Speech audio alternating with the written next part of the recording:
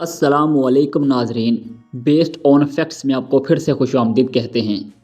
Peshawar northern by پاس منصوبہ مارچ 2024 تک مکمل ہونے کی توقع ہے۔ اس منصوبے کا آغاز مارچ 2015 میں ہوا تھا۔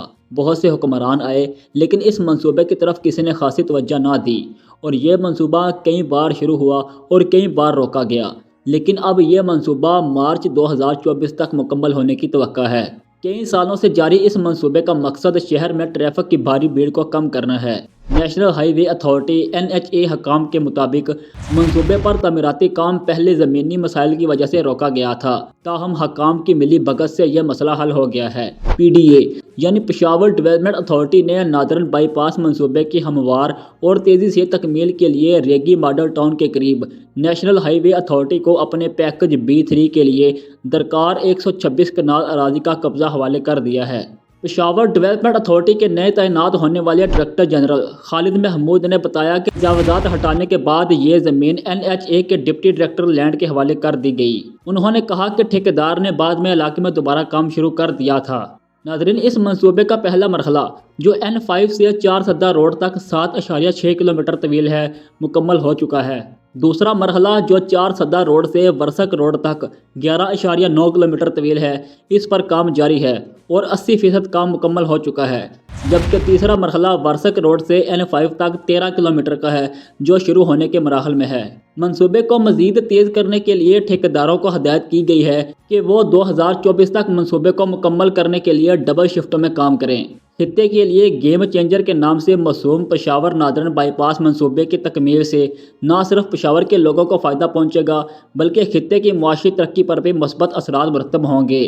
اس سے مارکیٹوں اور نقل و حمل کے مراکز تک آسان رسائی کی توقع ہے، جس سے علاقے میں کاروبار کو کام کرنا آسان ہو جائے گا۔ پشاور ناردرن بائی پاس ایک دوہری کیریج وے ہے جو کنٹرولڈ رسائی کے ساتھ گریڈ سے الگ سڑک ہے، جسے جنوبی پاکستان سے آنے والی تیز رفتار گاڑیوں اور بھاری ٹریفک کے لیے ڈیزائن کیا گیا ہے۔ بائی پاس پر 2 ٹریفک لین اور ہر کیریج وے میں ایک ہنگامی لین ہے۔ یہ افغانستان کی طرف جانے والی ٹرانزٹ ٹریفک کو لے جانے کے مقصد سے شمال سے صوبائی دارالحکومت پشاور کو بائی پاس کرتا ہے، جسے شہر سے گزرنا ہوتا ہے یا پشاور رنگ روڈ سے گزرنا ہوتا ہے۔ یہ بائی پاس ایک اہم راستہ ہے کیونکہ یہ انڈس ہائی وے بذریعہ پشاور رنگ روڈ، خیبر ایجنسی اور محمد ایجنسی کو پشاور اسلام آباد M1 موٹر وے سے جوڑتا ہے۔ پشاور میں ناردرن بائی پاس منصوبہ بنیادی ڈھانچے کی ایک بڑی ترقی ہے جس کا مقصد شہر میں ٹریفک کے ہجوم کو کم کرنا ہے۔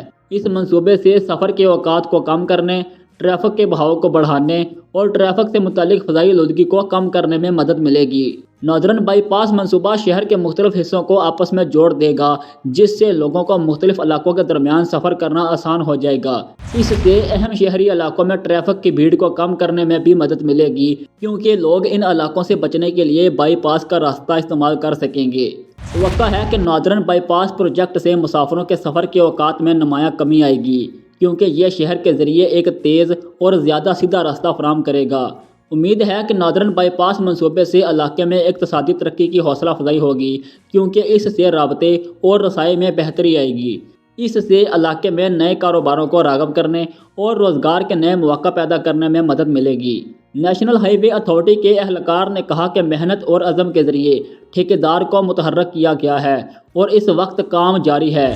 عہدیدار نے NHA کے مارچ 2024 تک اس منصوبے کو مکمل کرنے کے عزم کا اظہار کیا اور کہا کہ اس بات کو یقینی بنانے کی کوششیں جاری ہیں کہ ہدف کو رواں سال کے آخر تک پورا کیا جائے گا۔